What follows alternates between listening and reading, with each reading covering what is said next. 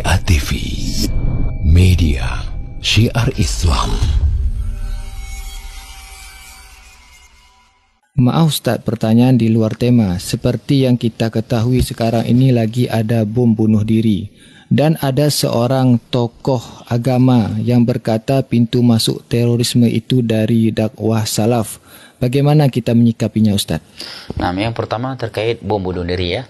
Dan walillahilham semua muslim secara umum mengutuk ya aksi ini. Apalagi dakwah salaf ya. Dakwah salaf jangankan bom bunuh diri, rokok aja diharamkan dalam dakwah salaf ya. Apalagi bom bunuh diri. Demo saja dalam Islam itu tidak kita sampaikan tidak benar. Mencaci maki pemerintah itu suatu yang haram ya. Menasihati mereka secara terang-terangan itu secara suatu yang haram, bertentangan dengan Al-Qur'an dan hadis. Tapi mereka dinasihati di empat mata cara yang santun ya.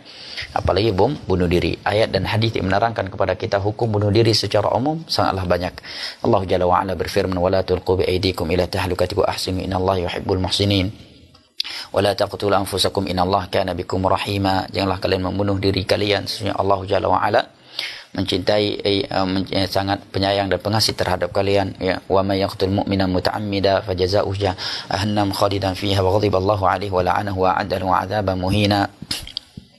Dan juga dalam hadis yang diriwayatkan oleh Imam Muslim, Nabi menyebutkan orang yang membunuh dirinya dengan menusuk pisau ke perutnya, maka di hari kiamat dia juga akan menusuk-nusuk dirinya dengan pisau dari api neraka. Demikian juga orang yang bunuh dirinya dengan minum racun, maka dia akan menyiksa dirinya dengan meminum racun dari api neraka. Adapun bagaimana menyikapi orang yang menuduh bahwa dakwah salaf adalah pintu masuknya teroris, kalau memang yang dia maksud adalah dakwah yang mengajak manusia kepada Al-Quran dan As-Sunnah dengan pemahaman para salaf sebagai pintu terorisme, ya sungguh dia telah mencela Al-Quran dan hadis. Dan orang yang seperti ini enggak aneh ya, karena memang Allah telah berfirman, "Falamma zaghu azaghallahu qulubahum." Barang siapa yang tatkala mereka berpaling dari kebenaran setelah mereka mengetahui, maka Allah akan semakin memalingkan hati mereka. Ini sunnatullah. Pada orang-orang yang meninggalkan kebenaran, meninggalkan tauhid, lebih memilih syirik, meninggalkan sunnah, lebih memilihkan bid'ah. Setelah dia mengetahuinya, semakin hari dia semakin berpaling, semakin kacau dan semakin aneh-aneh. Itu sunnatullah. Allah berfirman dalam surat An-Nisa, "Wa may yushaqiqir rasula min ba'di ma tabayyana lahul huda wa yattabi' ghayra sabilil mu'minin nuwallihi ma tawalla wa nuslihi jahannam wa sa'at masira."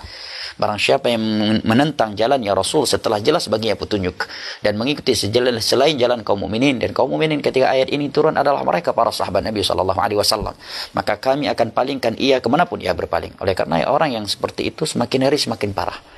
Hendaknya kita bersabar. Walillahilham, dakwah sunnah, dakwah salaf ini seperti kayu gaharu. Semakin dibakar semakin harum.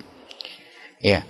Dakwah sunnah ini diperlakukan oleh ahlul bidah seperti orang-orang kafir di luar Islam memperlakukan Islam. Seluruh orang kafir dengan agama mereka yang berbeda-beda, semua mereka bersatu padu merusakkan citra Islam, membunuh karakter Islam, merusakkan image Islam, memerangi Islam, menuduh Islam dengan berbagai tuduhan-tuduhan yang keji. Andai kata ada satu agama di muka bumi ini yang diperlakukan oleh manusia seperti agama Islam, maka dia akan terbenam. Tapi walillahilham, Islam semakin difina semakin harum. Demikian pula dakwah sunnah. Dan itu sudah sunnatullah. Di dalam hadis yang mutawatir Nabi kita sallallahu alaihi wasallam bersabda, "Walan tazala ta'ifatu min ummati dhahirina 'ala al-haqqi la yadhurru man khalafahum wa la man khadalahum hatta ya'tiya Allah wa hum kadzalik." Akan senantiasa ada sekelompok kecil dari umatku yang senantiasa menang di atas kebenaran, selalu memperlihatkan kebenaran. Mereka tidak goyang sedikit pun karena banyaknya orang yang menyelisihi dan mencela mereka, sehingga datang keputusan Allah, urusan Allah, dan mereka masih seperti itu. Dan Nabi SAW telah bersabda dalam hadis yang diriwayatkan oleh Imam Tirmidzi dengan sanad yang disahihkan karena datang dari jalan yang banyak dari Anas bin Malik radhiyallahu an, beliau bersabda, "Sayati 'ala an-nasi sanawat